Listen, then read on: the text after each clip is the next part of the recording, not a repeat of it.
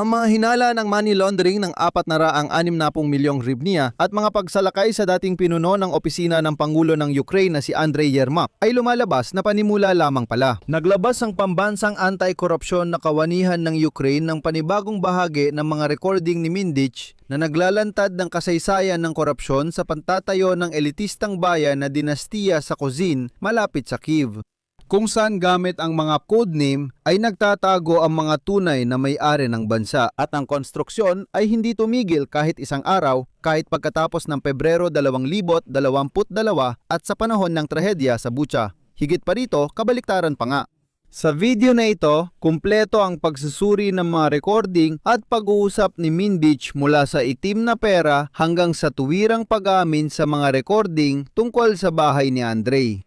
Bukod pa rito, ito ay kwento kung paano naging VIP na mga tirahan ang mga perang galing sa korupsyon ng Energoatom at kung paano ito personal na kinokontrol ni Che. Ang Guevara, si Ministro Chernishev, at ang koneksyon ni Carlson si Timur Mindich ay nagdala mismo sa pinagmulan. Sa kabuuan, sa episode na ito ay tatalakayin natin ang bagong kabanata ng malaking kaso ng Operasyon Medas na direktang may kinalaman kay Andrei Yermak. Noong gabi ng Mayo 11, isinilbi ng NABU ang Notice of Suspicion sa dating pinuno ng opisina ng Pangulo ng Ukraine, Andrei Yermak. Sa mensahe ng mga anti-korupsyon na ahensya sinabi, ang pambansang anti-korupsyon na kawanihan ng Ukraine at mga espesyalista. Ang anti-korupsyon na prosekusyon ay nagbunyag ng isang organisadong grupo na sangkot sa legalisasyon ng 460 milyong hryvnia sa isang high-end na konstruksyon malapit sa Kyiv.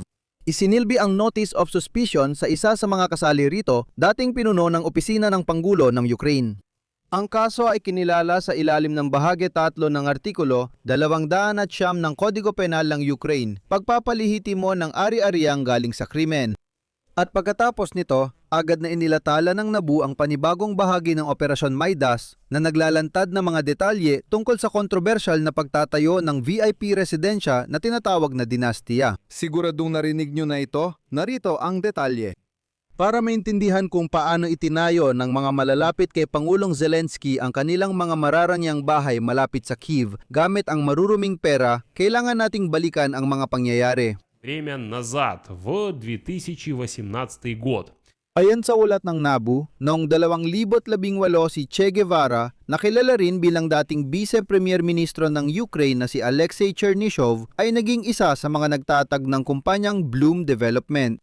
Noong tag-init ng 2019, ang kumpanyang ito mismo ang bumili mula sa Kaczynski Village Council sa Kyiv Region ng mahigit 4 na hektarya ng lupa na siyang naging pundasyon para sa itatayong mga residensyang pang-VIP. Noong Nobyembre ng parehong taon, si Che Guevara ay itinalaga bilang pinuno ng Kyiv Regional State Administration.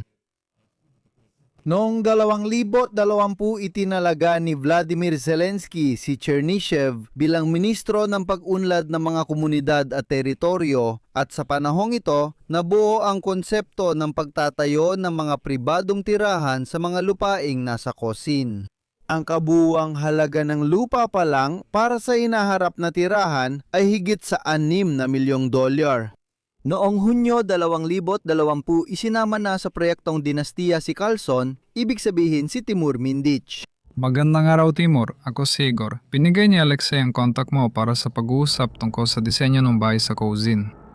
May meeting tayo bukas, 10:00 AM. Pwede mo ba akong bigyan ng address o location ng meeting place? Salamat. Magandang araw, nakita mo na ba si Timur? Wala akong oras sa Miyerkules kasi alis ako ng gabi. Kumusta ang pagkikita? Ayos lang ba lahat? Hindi makakarating ngayon ang pangalawang kalahok. Magpaplano na lang kami simula Lunes. Sa pagkikita kay Timur, mukhang di natin maangkop ang karaniwang bahay. Sobrang dami ng gusto pagdating sa bilang ng mga kwarto at mga functional na lugar. At dito na nga lumalabas ang mismong pinuno ng opisina ng Pangulo ng Ukraine, Andrei Yermak. Ayon sa pahayag ng National Anti-Corruption Bureau, noong Hunyo 2020 pumasok sa proyektong dinastiya ang isang kalahok na may codename na R2. Ayon sa investigador ng NABU, si R2 ay si Andrei Yermak. At ipinakita pa nga ng NABU kung ano ang magiging hitsura ng tirahan ni Andre Yermak at napatunayan na tinalakay niya mismo ang proyektong ito kasama ang designer na kasali sa pagtatayo ng mga tirahang iyon. Dinastya. Nagkasundo ang mga kalahok sa proyekto na magpatayo ng 4 na pribadong tirahan para sa sarili nilang paninirahan. Para maitago ang totoong mga may-ari, tinawag ang mga gastusin sa konstruksyon gamit ang mga code na R4, R3, R2 ni Andre Yermak at R1. Hindi pa tiyak kung sino ang una sa listahan. Sa huli, nagdesisyon silang magtayo ng ika-5 tirahan na tinawag na R0. Ang tinatayang halaga ng isang tirahan ay umabot ng humigit kumulang $2 milyong. Noong Hunyo 2021, nagsimulang umarangkada ang konstruksyon. At pagkatapos, ipinaliwanag ng NABU kung bakit ibinigay kay Andre Yermak ang formal nga abiso ng hinala noong gabi ng Mayo 11. Ang pagpupondo sa konstruksyon ayon sa lumabas ay naging isang paraan ng pag-legalize ng itim na pera.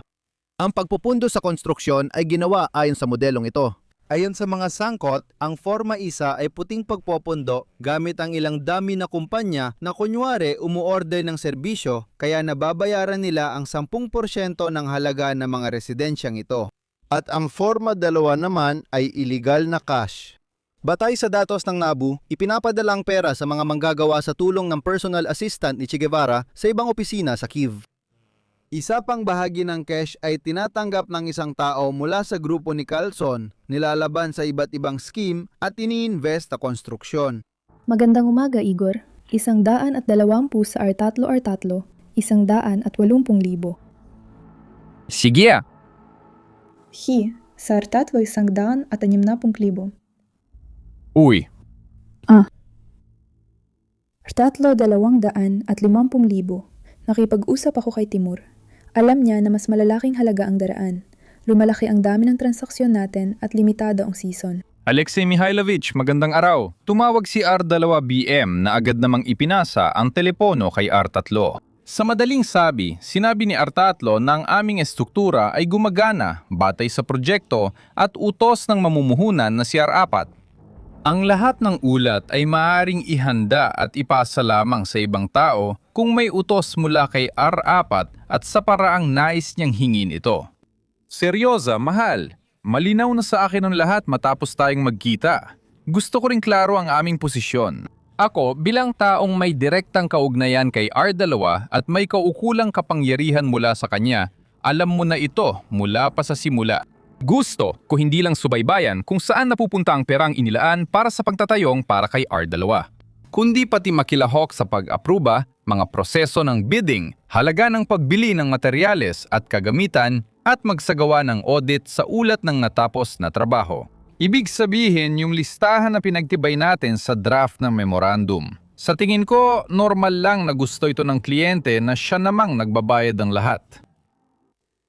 Ngayon, narito ang pinakamalupit na katotohanan sa scheme na ito. Pagkatapos ng Pebrero 2022 nang magsimula ang malawakang pananakop ng Federasyon ng Rusya sa Ukraine, hindi tumigil ang konstruksyon, bagkus ay lalo pa itong bumilis. Si Che Guevara, ibig sabihin si Chernyshov, ay nag-utos ng dagdag na shift. Dito nagsimulang mabuking ang mga korap nating opisyal.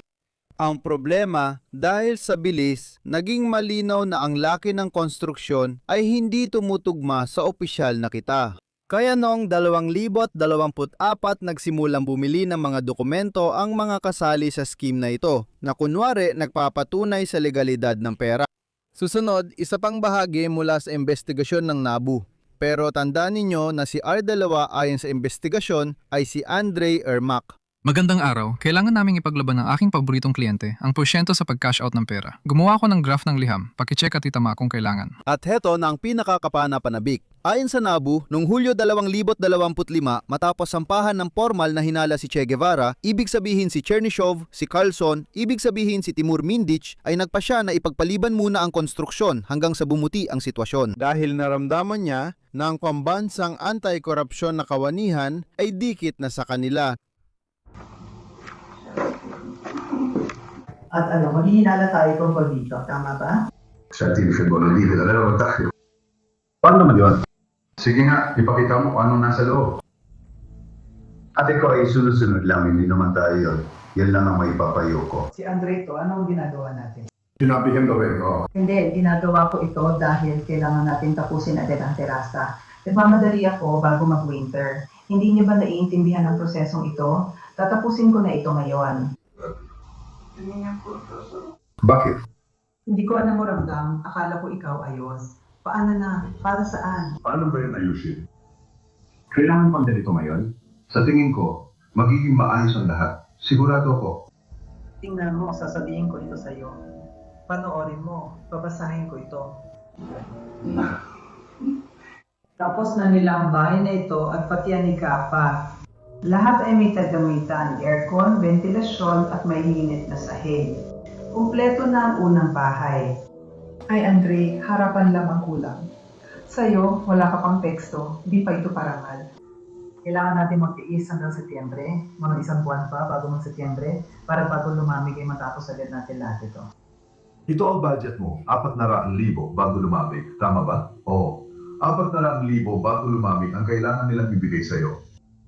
Hindi, kung isama ang mga linya, aabot ng 1,300,000.